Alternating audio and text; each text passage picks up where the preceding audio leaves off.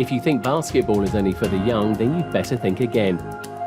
We talk with the Connecticut Senior Women's Basketball Club, who are shooting hoops and playing competitively in their 50s and up to their 90s. Plus, we take a look at other stories making the headlines from around the region. This is Connecticut East This Week.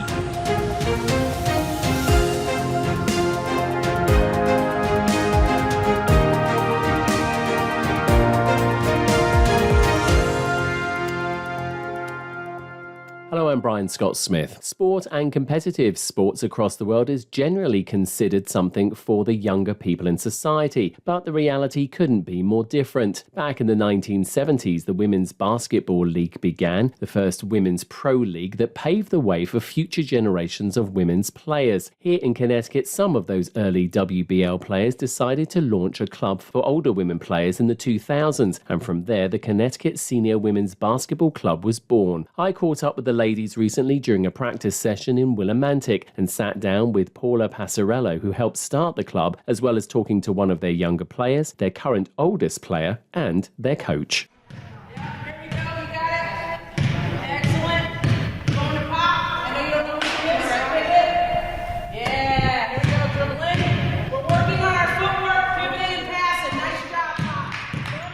Paula, thanks for stepping out. I understand that you helped form this. I did. Talk to us about that, because it's great. Look how long it's going. It's been almost 24 years that our team has been together.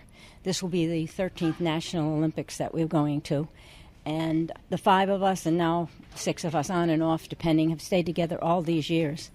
And yes, we're a little older and a little slower. But the passion and the love and the spirit for the game is shining through always. Why did you want to start this? It was back in the 70s, wasn't it? Yes. I wanted to start it because I had a love for basketball always. But when my daughter started playing sports, I stopped. And then one day I saw in the Hartford Courant, never too old for basketball, and people were playing down in Bridgeport. So I went down, and there's where a bunch of us all together started to play. And then eventually it just evolved more and more. And like I said, we stayed together all these years and through a lot of ups and downs, but we've done really well, yeah. And talk to us about the competition side of it, because people will be listening to this and going, hey, that's great, good, healthy thing to go and do, but you're a competitive bunch as well. Oh, absolutely. We are so competitive. The heart is there. The body sometimes doesn't coordinate with the heart, but we just love the game, and that's what's so important. Talk to us about those competitions, because you go all over the country for them. We do. We will be the oldest team from New England representing the state of Connecticut in the Nationals this year. And we have played in state games and other tournaments like in Arkansas, and these are not nationals. These are other tournaments. Maine has a tournament, Arkansas, Delaware, Pennsylvania. Yeah. What does it mean to you to be able to go out and do this? Because that's a lot of travel, it's a lot of time, commitment, passion. Talk us through all of that. It is very important. Sports is really my life. I just love every sport. I play pickleball, basketball, tennis, because I just love the competition, and I love the sport, and I love the camaraderie of the girls, and even the competition with the other teams. We have friendships. They'll email us, ask how we're doing, and so forth. So it's really competitive, and we really want to win. But in the end, if I see somebody get a good shot, I'm happy for that. I'm happy to see that. So, you've got ladies of all ages, yes, but you don't let up on each other, do you? No, they don't let up on it, but they're kind to us too, and they admire us in lots of ways, and they all keep saying, "I want to be like you when I grow up." So it's interesting. They're a nice group of people, and it's beginning to grow. And I don't know. We're like from 80 to 87, so I don't know what the next Senior Olympics will do, but we always look forward to thinking we're going to be at the next Olympics, yeah. And how often are you out there practicing? They play at Ledyard, some of the people. They also play at AI Prince on a Wednesday night, and then Friday here. So it's 3 nights a week. You could put yourself into it if you wanted to. It's a lot of travel because this has just happened. So for me, I'm lucky. It's just down the road. But like Sheila, who's on our team, she comes an hour and a half to drive to be. So you see, the love is there for the game, definitely. And what do your friends who aren't involved in this, or family members, what do they think of this as well? God, my tennis friends are just amazed. Last night I was out with 2 of them for my birthday, and they just said, I'm just amazed. I told them about Joni 87 and Mary 86 and all. And and my daughter just loves it because she was an athlete and she's very supportive. As a matter of fact, my son-in-law is going to be in the Senior Olympics this year in golf. They're very supportive. If they're competitive as she's been, they know what I love, and they know they can't say to me, Ma, you could get hurt. You could get hurt, but I could get hurt walking across the street. And so if I get hurt playing basketball, you know what? That's my sport that I love. You say that, you're quite right. Anybody can get hurt crossing the road. But frankly, the fact that your mobility is probably better than most people in their 40s probably gives you that advantage of making sure you don't get hit by a bus. Stay on our feet, hopefully, yes, yeah. It's been great talking to you. I know you're here to practice, so I don't want to keep you any further. We'll let you get back in. Thank you very much. Joan, you are the oldest member.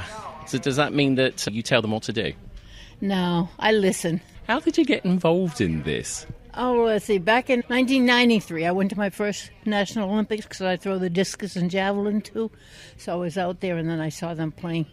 And so I joined. I started playing when I was 61. So tell us a little bit about your background in sport, because obviously you're a very sporty person. Although today you're not playing because you've got an Achilles tendon. You've got a footballer's injury. I know, and I ski. Skiing is my most favorite thing to do. And I'm going to Sugarloaf Mountain for my 88th birthday with my grandson, and hopefully the boots will hold it up. Tell us about your sporting background. I grew up in Maine, and back then, I just had my 70th high school reunion. Back then, I never even heard of Title 19. We played field hockey in the fall, basketball in the winter, softball in the spring. We had town teams, played all the time. And then when I went to college, teachers college, I just played intramural sports. And then I joined, living in Tallinn, we had a softball league, and I joined the softball league. And so I've always done sports. I bowl. I started throwing the discus and javelin. That was the first thing I did in 1999 down in Fort Lauderdale. And then I met these people and started playing basketball again. What does it mean to you to be part of this team? Friendship. You always want to win, right? But friendship and traveling around and, yeah. Of course, we're very much a society that just looks at young people and young people's sport. There's plenty of older people out there, yourself included, undertaking sport, but on a competitive basis as well. That was a surprise to me because I've not heard of this. How competitive do you lot get? Oh, we do. Even here, we knock each other down when we're playing against each other and so forth. And the 50, 60-year, I didn't see any 50-year-olds out there today, but the 60-year-olds, they don't care that we're our age because they really, they're rough. Apart from, you said, obviously, it's a friendship thing as well. Clearly, it's if you don't move it, you lose it, as they say. So this is about staying agile and making sure you got a long life as well. My parents lived to be in their 90s, but I work out a couple times a week, too, with the local spas and stuff. I taught kindergarten for 35 years and sub for 22, so that kept me. That's a tough gig. I know. What would you say to anybody listening to this, women in their 50s and upwards, maybe looking for something to do? Is this for everybody, do you think? Oh, I think they should. It's just like today we've got the 80-year-old woman that came. She came last week and she's back. And then another 62-year-old, she said. And on Wednesday nights we practice at AI Prince in Hartford. And we have two new Liddy sisters that are 60 and 62. Gradually they come in. And, of course, a lot of the Yukon women now are in their late 50s. They could join us. There's a competition coming up in July. Is that in Iowa? Will you be part of that? Des Moines, Iowa, yes. Talk to us a little bit about that. I can't wait to get out there. I hope I'm not injured and be able to play. And I'll put my skis away in April, take out my discus and javelin and practice that. So, yeah, I can't wait. My daughter does the driving out. We don't fly. So it's a nice, family journey then. Yeah. None of my three daughters are athletes, so I don't know why, but they love skiing, but... So what do they think of Mum doing this? Oh, Joey, my oldest one is my caretaker, so to say, but she keeps me down because, like right now, I want to go, but she says, Mum, you can't. But anyway, I love it. I love it. We're glad you did come because, like we said, you are currently the oldest member of the team as well. So when I don't play anymore, I won't be the oldest, but somebody else will. There are a couple on the team, like Barbara, the one with the gray. She just turned 80, so yeah, she's very good. It's been great talking to you. I know you want to get back in there and watch even though you're not playing today, so thanks for stepping out and talking to me. Oh, thank you for letting me talk. Doreen, ever so many thanks for the interview. We've pulled you out from drill training and they were about to start games, so thanks ever so much. We won't keep you too long. You're one of the newer members of the senior ladies basketball. What got you involved in it? I recently retired and I found myself doing a lot of things that required sitting. I love reading, I love painting, I love gardening, but I felt, especially in the winter, I needed to move more. And I love basketball. I've never played basketball in my life. I didn't play in high school. I didn't play, obviously, in college. And I just love watching the game. And I said, you know what? I'm going to go give it a try with these senior ladies. I found them on the internet, and they have been absolutely lovely, welcoming me, teaching me, being patient with me. I'm hooked. I love, love, love coming. How much is this about friendship as well? Because it gets people out of the house. As we get older, sometimes we can become a little bit insular and think, I'm not going to bother that. A friendship thing as well? Oh, yes. If the women weren't as welcoming, I wouldn't be here. I'm obviously making lots of mistakes. I don't know the rules, and they've been just super kind, even after the games, reaching out to me. Did you enjoy that? And loved having you here, and it's really been nice. You all take it very seriously. I've been watching just the drill practice. Even as we sit here and I talk to you, you are decked out in super duper sports gear. You all take it seriously. Oh, it's a physical game. They say basketball's a physical game, and it sure is. And there's been some blood drawn. There's been some ankles twisted. I got put on my butt the other night with taking a charge, and they said I fouled, but I'm not so sure about that. But I don't know the rules as well as they do, but it's very competitive. This is not just light basketball. This is serious basketball for us. Now, the team also undertake competition as well. Are you involved in that, or will you become involved in that? Is that something you're interested in? Yes, I've been recruited to a team, believe it or not. I think there's not that many people to recruit, so there I am. I'm going to be going up to Vermont in a couple of weeks to play, and we'll see how that goes. I think the competition's going to be fierce, but I'm looking forward to it. I started in November, and my family bought me a basketball. My kids are so proud of me. It's so sweet. Mom, I'm so proud of my husband. And for Christmas, I had been looking, where can I learn? How can I learn more? Everything's for kids. Every rec, every camp, everything. I could not find an adult. And my husband bought me a time with a pro. What a waste of money, but it was really sweet. And even to sign up with him, they asked, what grade am I in? So I put 6th grade because that was the lowest I could choose. But then I wrote in the comments, he was thrilled to have me. He was wonderful with me, teaching screens and picks and things that you just don't know. But again, I could not find any help to try to, on the side, kind of work on things and learn things. But I've learned an awful lot here. Have you got a hoop at home now? I'm working on it. My daughter's boyfriend bought me one of those ones that you hang on the back of the door, and the little plastic basketball, so I thought that was sweet. He'll regret that, won't he? Yes, he will.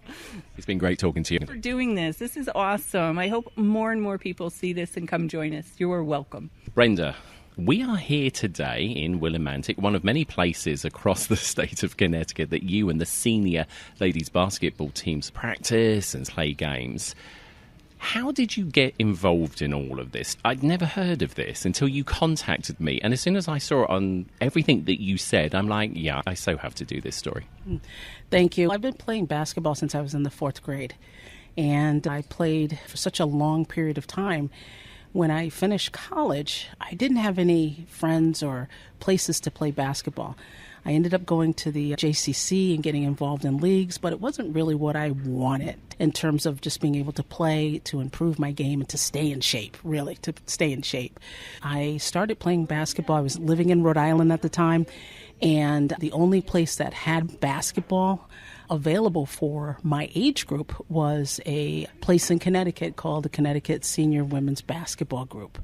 So I would drive 90 minutes once a week to play basketball at Prince Tech in Hartford, Connecticut. And I met a fabulous group of young ladies 15 years ago. And I've been here and connected with it ever since. So just having that opportunity to do it once a week and feel good and exercise. And not only that, there's just this camaraderie amongst the women. And you meet some of the best people in life through sports. And so that was an immediate connection for me at that point in time. So I started playing, and here I am. I'm still here. We should give listeners a little bit more of your background. You are a very accomplished sporting person. You've coached lots of different age groups as well, haven't you? So, we'll get that modesty bit out of the way.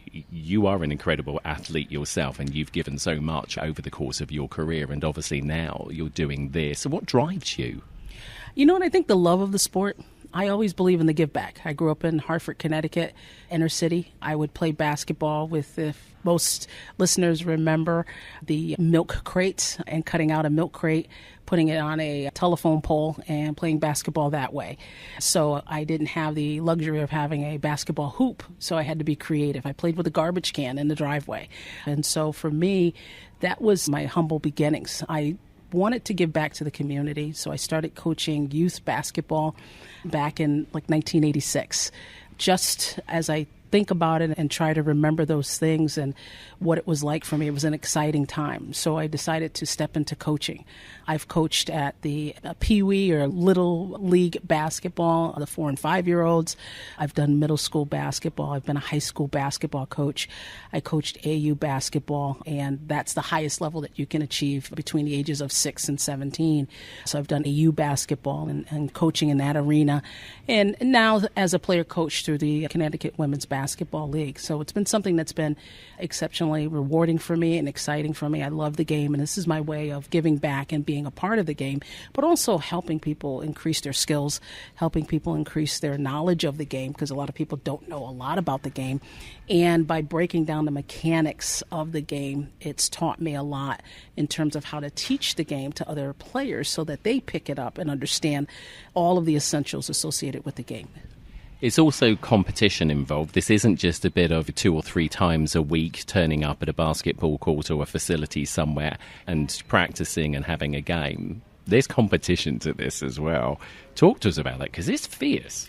It is fierce competition, and I think in every single one of us, we have that competitive nature to want to win. And we don't turn that down because we're older. Let's say I'm 60, but I'm not really old, but we don't turn that down. The National Senior Games are games that are played throughout the country once every 2 years. And the last competition was in Pittsburgh, Pennsylvania in 2023. The Connecticut Senior Women's Group represented Connecticut in attending that event.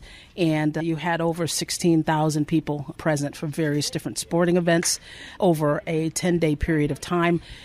This rivals the Olympics that you would see. So there's a medal round, there's a podium, there's presentations, there's event, there's a lighting of the cauldron. So there's so much happening at that level. So the competition itself, if you want to play, to exercise and feel good and lively, you can. But we do compete throughout the year at various different tournaments. We've got the Connecticut Masters Games. Vermont holds and has their games. Pennsylvania. So there's different states, Massachusetts games, where we go and we compete over a weekend period of time with other people from different states. The competition itself can get pretty intense. And I've seen women as old as 70, 75 diving on the floor for a loose ball. In today's day and age, you're saying that's not possible. So the sport is just not just for the young at heart. It's for those who really, truly enjoy the sport and want to continue playing throughout their lifetime. I think sometimes people are, when they get older, they're just like, my bones ache. I'm hurting all over today, and I just can't possibly get out of bed. To understand that's coming because you're not moving. If you keep moving, you'll keep moving. And I say that often and all the time. If you keep moving, you'll keep moving. And so for us, for this group of tremendous athletes and women who have competed not only in basketball but other sports, they're still moving in some direction. And so that keeps you youthful. It really does. And it keeps you engaged. And I know there are a lot of people that say, I just can't do it. I'm just too old, or I'm dependent upon Motrin or Advil or Aleve to keep going. And we say, you know what? It's okay. Take one, come on in, and still join us and play and still keep moving in that direction. Would you like to see more visibility for this type of sports for older people? So the visibility clearly needs to be improved. Absolutely. And if there's anybody that's listening and anyone that is thinking about it or teetering as to whether or not they want to join, we are always looking for folks between the ages of 50 to 100. If you're 95 and you still want to move, come and join us. Come and check us out, see what we're about. We definitely are located in many locations throughout Connecticut. We have a group in Ledyard. We have a group in Hartford. We have a group here in Willimantic, which has been phenomenal, which is such a great community here in Eastern Connecticut. We've got a group that meets down in Newtown, Connecticut, and we're looking for more players. We're definitely looking for more players. We're looking for more exposure in terms of grabbing people who are just interested in playing basketball. Technically, they say that Connecticut is the basketball capital or mecca of the world, and that is true. So not just for the Yukon Huskies, but for anyone who wants to play this game and learn this game, and any female that's out there, we have to remember that there was a time when we couldn't play basketball. If we go back to Title IX and some of our history, there was a time when we couldn't play basketball, or we were only allowed to play half court but not shoot. And as the game has progressed and as things have changed and as our history and the pioneers of this game have improved things for us, why not take advantage of those who have paved the way for us? But why not take advantage of the opportunities that they have given us and paving the way for us so that we can play freely without restriction and just in any arena that we can possibly play, whether that's high school basketball, whether that's college, whether that's beyond college, professionally. That hasn't always been. So it's a part of our incredible past, and we're honoring our past by continuing to play the sport and by continuing to be a good part of its success moving forward, and paving the way for other people to come in and step in, no matter what their age might be. Brenda, it's been great talking to you. I know that you're here to coach, not to talk to me all day, and we've been watching you and also the ladies out there. I have to say I've been blown away watching. Thank you so much, and thank you so much for your time, and thank you for being here. And if you're a woman over 50 and interested in getting involved with the Connecticut Senior Women's Basketball Club, then take a look at their website at ctsrwomensbasketball, all one word, .com for details. And the ladies will be off to the National Senior Games, otherwise known as the Senior Olympics, being held in Des Moines, Iowa from July 24th to August 4th, and will be the oldest team representing the New England region at the competition. We wish them success.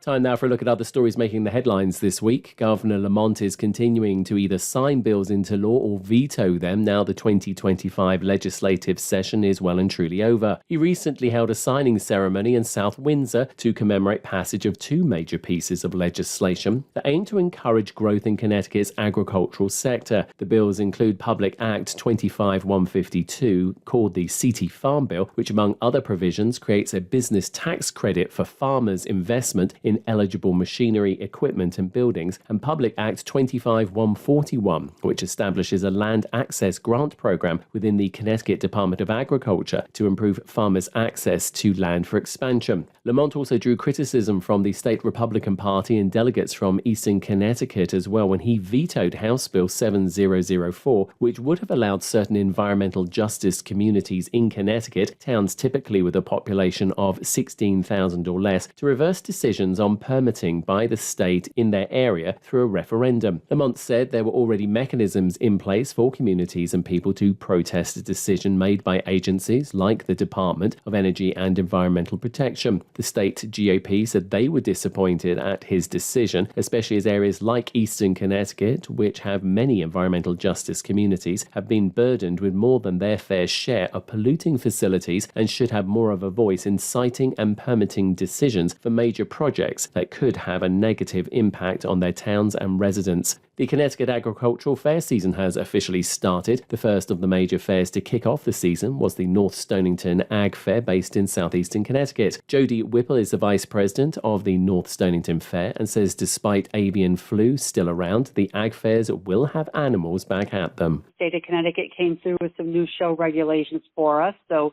we've come into compliance with all of that. All of our livestock and poultry and rabbits will all be in compliance. We will have some poultry here. They're monitored very closely, and all other animals on the grounds required a certified veterinary inspection and permanent tattoo or ID on them somewhere. So that was a little bit of a hurdle for us, being the first fair, getting that word out and getting that done for all of our exhibitors. Whipple also said the state's ag fairs aren't just places of entertainment, but to help showcase and educate people on the state's agricultural industry as well. We try to promote agricultural and education here, letting our children know where their food comes from. We have a couple displays and exhibits where the kids are hands-on, seeing where an egg may come from, or a potato, or an apple off of an apple tree, or have the experience to walk through a barn and see the cows or sheep or goats and rabbits. I think that's very, very important, and to see the traditions that have been going on for decades. Whipple says people can also purchase a fair season pass for $200, which allows up to 2 people to attend all of the fairs during the season and allows them to skip the entry lines. Details about the season pass and a list of all the fairs and where they can be found at ctagfairs.org. Backers of a bill in the New York State Legislature say it would help improve state troopers' mental health, something that other nearby states are also struggling with. Edwin J. Vieira of the Public News Service has the details. It calls for new policies providing troopers up to 20 days of paid leave if their use of deadly force leads to an injury or death. Surveys show law enforcement officers face fatigue and burnout from not addressing these issues. Charles Murphy with the Police Benevolent Association of New York State Troopers says the bill would help eliminate the stigma around mental health. If a person needs it, it's there. This isn't mandatory. This is an opportunity to have it if you're involved in one of these things. And if you do have to take the life or cause serious physical injury to a person while performing your duties, this allows you to actually cope with that, or at least begin to deal with that. He says one challenge to getting the bill passed was helping lawmakers understand it's not a way to get more time off work. Murphy notes it's essential for helping state troopers deal with the issues that can arise from having to use deadly force on the job. The bill passed the legislature and is on Governor Kathy Hochul's desk. I'm Edwin J. Vieira. The Nature Conservancy in Connecticut is piloting a new program at one of their preserves to give people with disabilities the same access to their trails as everyone else. An electric all-terrain wheelchair called a track chair is available at their Burnham Brook Preserve in East Haddam. Austin Wheaton is from Milford and is a wheelchair user and helped to test the new track chair. I try to always see what's out there as a person in a wheelchair, so getting to do this was quite special. The process for getting it started was really just, they had already gotten the wheelchair and I was brought in to kind of give feedback as to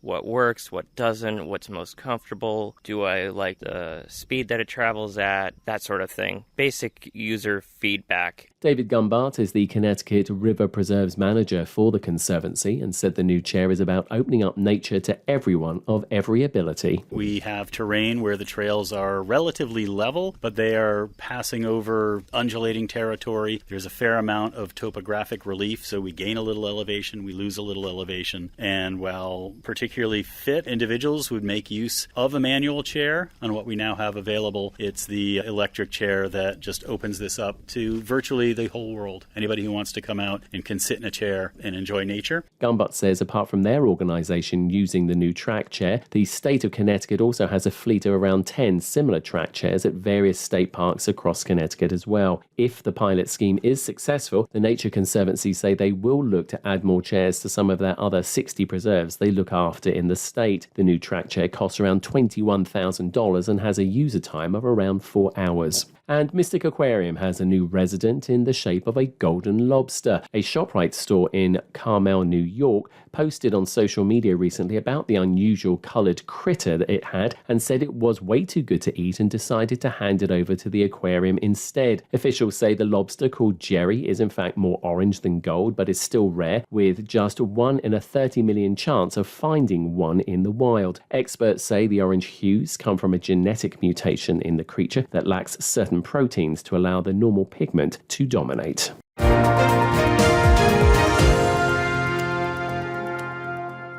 That's all from us for this edition. Do send us your questions and story ideas to the show via our website at connecticut-east.com or Facebook or Twitter at Connecticut East and on Instagram at Connecticut East This Week. And you can listen to the show again on our social platforms, on demand, and by asking your smart speaker to play Connecticut East This Week podcast. And please like, follow, and share on your social media too. I'm Brian Scott Smith. Thank you for listening. Connecticut.